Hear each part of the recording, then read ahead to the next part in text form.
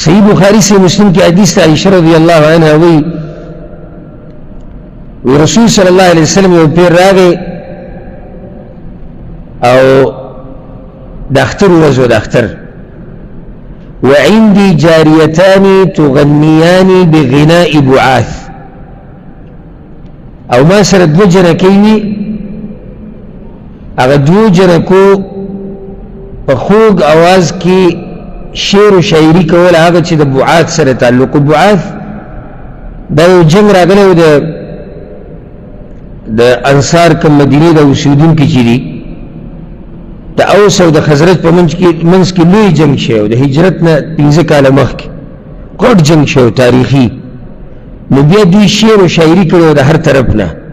پخوا به په شعر و شاعري کې په یو بل پسې به خبرې کېدې خپل صفتونه به یې کول. نو دلته دا جنکۍ لګیا وې هغه شعر و شاعري په ښایسته اواز کې او ترنم سره ویله. نو رسول صلی الله علیه وسلم پرېوتو وحول وجهه مخې د هغوی نه اخوا واړو ایسې وړی. کله کور کې داسې قسمه خوشحالیانو ته ضرورت وي کور کې په زنانو باندې په بچو باندې د حد نه زیاته سختی کور ښه ورانوي. ما ډېر خلک داسې لیدلي یا خو به د ځان نه به سم دغه جوړ کړی چې نه نه زمونږ کور کې نه شي کېدی ماشوم خاندلی نه شي ماشوم لوبه نه شي کولی ښځه ګپ نه شي لګولی سم د ځان نه یو دغه جوړ کړی مباح کارونه حلال کارونه هغه یې منع کړي. بعض هغه دي چې هغه دومره ځان کمزوری کړی دی کور یې تباه و برباد کړی چې په حرامو باندې مرد نشي کولی. کله سړی ګنجایش د بعضو کارونو ورکړي بچو ته او ښځو ته بشرط د دې چې شریعت کې ګنجایش شي چې د ژوند نه مزې والي او تنګ نه شي. نو په دې کې ابوبکر صدیق رضی الله عنه راغی نو فانتهرني ما ته غوسه وکړه او بدې ورځې راته وویل. یو روایت کې راځي چې د جنکو ته هم کار شو او دا وایي چې مزمارة الشیطان عند النبي صلی الله علیه وسلم د شیطان نغمه او اواز د پیغمبر په خوا کې حیات رسول نه درځي. د دې مسلې نه دی خبر وګوره غیرت پکې څومره دی. په دغه وخت پورې خو هغه دا کار د هغه ذهن کې څه دی ناروا دی بیا د پیغمبر په خوا کې یعنې یو خو سندري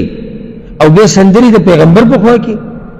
نو رسول الله صلی الله علیه وسلم مخ راواړو وی دعهما ابوبکر پرېږده چې لګیایي. او یو روایت کې داسې راځي رسول الله صلی الله علیه وسلم ورته ابوبکر وی د هر قوم اختري دا زموږ اختري پرې چې لګیایي. جنکۍ خوږ اواز کوي په ترنم سره که شعر و شاعري کوي معنی چې دې ګنجایش په شریعت کې شته. بعض راولګي د ترنم وی د ترنم مطلب څه دی غنا خو په عربي کې خوږ اواز ته وایي موږ د ترنم وایو خوږ اواز ورته وایو. وی د دې نه دا ثابته شوه چې سندرې څه دي جایز دي. یعنې دلته پکې دا شتي چې باجه ورسره وه ډولکي ورسره و پوره پروګرام یې روان کړی و مجلس یې قایم کړی جنکۍ لګیا دي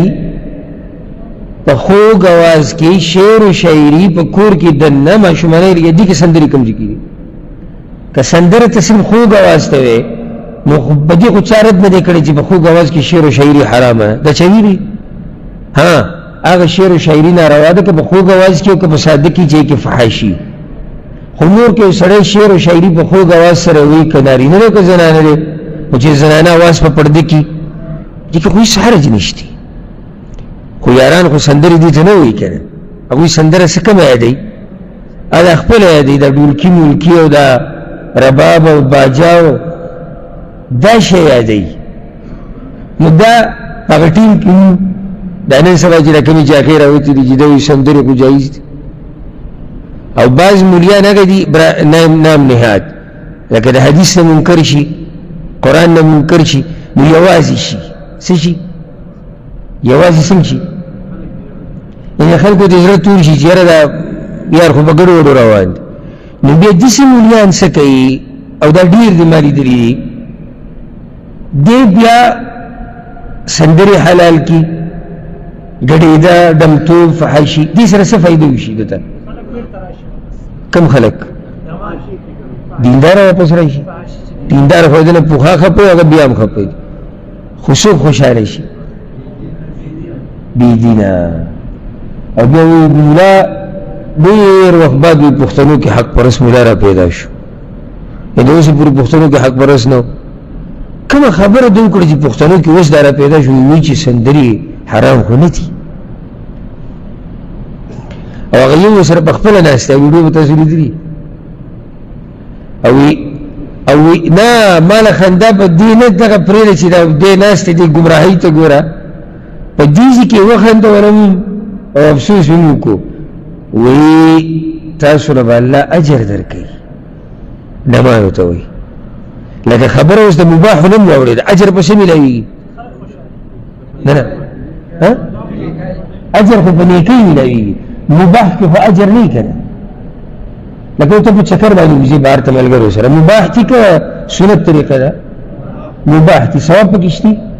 نشتي ګناه پکې شتي نشتي د قصه د مباحو نه م واروله الله به اجر درکوي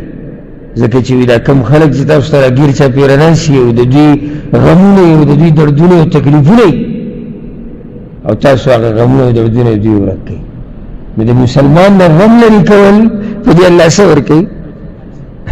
اجر ورکوي ښه دا ډمان پښتانه ورته ډمان وایي دا اوس کیسه بدله شوه پنکار او سندرغاړې او دا کیسې اوس راووتې یعنې د پخوا د پښتانه دوی ته ډمان وایي بعض دا وایي موږ چې دا ډمتوب کوو موږ وایو چې د خلکو په خوله باندې مسکا راشي او الله زموږ نه راضي شي زه حیران یم چې یو سړی ګناه کوي او بیا له حیا د الله نه ورګري او داسې قیسه ډېره نه کوي او ځان ملامته کوي ویم چې ګناه کوي زه دی ګناهګار دی خو هغه مرتبه کې نه دی خو چې یو سړی د خپل ګناه لپاره دغه بیانوي چې ما له به الله اجر راکوي او ناس ورته صاحب الپټکي والا ورته وایي دروغ غذا ته وایي نو چې دا خبره دوی ته وکړي د دوی دا ډولکي دا ډب به بېرته راټینګ کړي او دا باجي او دا وایي چې قصه واقع ده او اجر پې میلاوي او ما یو ناشنا یو ریسرچ کتلی په انټرنیټ باندې اول پېرې تاسو ته بیانوم دا داسې ناشنا فایده ده که نه چې تاسو یې اول پېره اورئ ټول کتونکي لیدونکي ټول هغه خبره هغه کس دا کړې وه چا چې په دې خبره باندې ریسرچ کړی دی او په ډېرو کسانو باندې هغه څه 1.5 کسان یادول چې دې کې ښځې هم دي دې کې نارینه هم دي په دې باندې ریسرچ کړی دی هغه دې نتیجې ته رسېدلی دی چې کوم سړی چې سندرې ډېرې اوري په ده کې د ښځو خویونه راځي او کومه ښځه چې سندرې ډېرې اوري دې کې د سړو خویونه راځي ما هم تعجب وکړو چې ما دا وکتو انګلیش کې لیکلی دی بعض ته چې انګریزانو ریسرچ کړی دی په ایمان نو خوشحاله شي انګریزانو کړی دی او په انګلیش کې کړی دی او اوس هم په ګوګل کې سرچ وکړئ به ورته میلاو شي ځکه چې دا بعض وایي لندن کې یونیورسټۍ کې ریسرچ شوی چې لندن کې یونیورسټۍ کې او انګلیش کې او انګریزانو بل بیا دی وایي امن ده وصدق ده هغه کس بیا څه ویلي دي هغه عالم وی دلیل پې دا دی چې یو سړی سندرې اوري ته ده ته ګوره غلی ورسره خوا کې کښېنه چې دی ته وینني دې سندرې اوري دی به لازم د بدن سیسه ړقۍ راړقۍ او دا د ښځو عادت دی خبره غلطه ده که صحیح ده مخکې ورځو کې زه سهار مانځه نه بعد ورزش له وځم نو یو کس مې ولیدو هغه دې غوږ ته هغه غټ شینه لګولي دي دا زما نه مخکې او پوره پکې داسې شو ما یعنې لږ څه کار لاس مې ور وړي چې لکه سړی را ونولي بیا مې سوچ وکړو هغه دې دغه سره روان و چېرته درس سره به کوږ شو بیا به داسې شو بیا نو خندل مې او شکر د الله مې ادا کړو بس داسې ګوره ځه لیونی دې جوړ کړی لیونی روغ رمټ سړی ګډېږي په لاره روان دی نو اوس د لرې نه خو لیونی په دې ښکاري چې نو سره څوک خبرې کوي داسې قیسه روانه غوږ کې شي لکه دې چې اواز خو بار ته نه راځي او کته به راکي نو ما ته دغه خبر رایاده شوه چې کله دې کس ته خبره ما وکته چې کوم سړی چې سندرې اوري ته ده ته خیال کوه دی لازم د بدن صحیح سړی کوي او د ښځو عادت دی او کومه ښځه چې سندرې اوري د دې ډېر خویونه د سړو په شان شي څنګه د دې نه دا بې حیا شي حیا چې ختمه شي او ښځه کې د ښځو صفات د هغه وخته پورې چې څو پورې دې کې حیا او چې حیا ختمه شي د دې نه سړی جوړ شي یعنې وګورئ چې څومره زنانه دي والعیاذ بالله ډمانې هېڅ حیا پکې نشته سړو سره یو ځای ناسته پاسته د سړو سره یو ځای ګرځېده را ګرځېده د سړو سره پروګرامونه د دې نه دا سړی څه شی جوړ کو څه شي کې سړی جوړ کو دې سندرو مندرو دا فایده تاسو د مخکې اورېدلې ده دا والې او تحفه والې چې کوم سړی سندرې اوري د نه څه شی جوړ شي د ښځو صفات پکې راځي او ښځې کې د چا صفات راځي د سړو صفات راځي الله دې به موږ پر دې راواچي خبره د کوم ځای له کوم ځای ته لاړه وه زه فایده مانه وه د دغه مولوي صاحب د لاسه زما 3 پیرې بیان دي چې اوږد شوی دی مخکې 2 پیرې سړی خفه شي چې ته اوس دوی ته په دې کې اجر دی د الله دې موږ په حال رحم وکړي خبره ما دا کوله چې د اختر په ورځو خوشحالیانو کې د دې قسمه خوشحالي ګنجایش شتي زنانه جنکۍ په خوږ اواز کې شعر و شاعري کوي بیا خصوصا زنانو دپاره دا شرط دی چې اواز یې بهر پردو سړو ته نه ځي نو دې کې څه حرج نشتی ته قسم زنانه خوشحالۍ کې که تمبل وایي د هغې هم ګنجایش دي په شریعت کې الحمدلله زموږ شریعت ګوره ډېر پراخه دی موږ ته هېڅ ضرورت نشي چې موږ ګناهونو ته واوړو الحمدلله ښه مزې ته اخیستی شي ښه خنداګانې کولی شي ښه خوشحالیانې کولی شي د شریعت په حدود کې دننه